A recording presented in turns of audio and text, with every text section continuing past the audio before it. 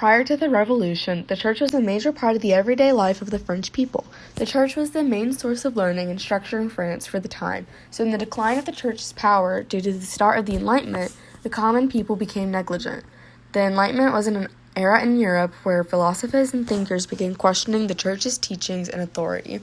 However, the common people's negligent attitude wasn't a common change that occurred out of nowhere. It was gradual.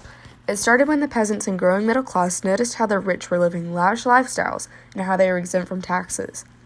Eventually, the peasants and middle class revolted against the nobles and bishops of the church. This would result in the middle class and peasants killing off the rich and become as powerful as the nobles had been. Knowing this, the question is, how did the church get to the point of corruption? During the reign of the newly powerful peasants and middle class, ideas and structure became unbalanced and chaotic. Those in charge were overrun with a decent amount of power, which ultimately meant corruption would soon follow.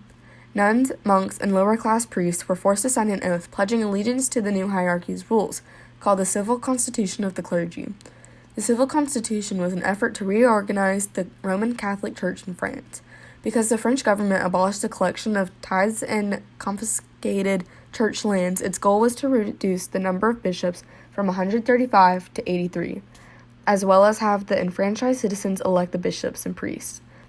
If the priests didn't sign the oath, they would be put through torturous punishments. One example of such was when nuns were tied to the back of wagons and slowly dragged to death. Priests were tied together, set on fire, and thrown into rivers. The hierarchies even baked priests into pies and forced the other priests to eat the pies. If they refused to eat them, they too would be punished. The Civil Constitution was condemned by Pope VI in 1791. This horrid stage of the French Revolution didn't last very long, but the people in charge began to question the relevance of the church and decided to outright ban Catholicism in 1792, which was the birth of temples of reason.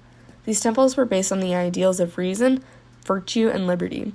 These temples and new religion was supposed to spread globally, but was unsuccessful. In response to the temples, small towns and villages fiercely resisted because they didn't want to change their beliefs. The temple's policy of radical religious change was not popular. Dechristianization had forced religious observance into the privacy of people's homes, and due to the absence of the priests and disruption of forms of worship, brave individuals stood up for what they believed in. This resulted in punishments like cutting off hands, being sent to the guillotine, and being tortured in public. These were all used on those who were defiant against the new church. In summary, the churches during the French Revolution were disrespected, ignored, and basically useless.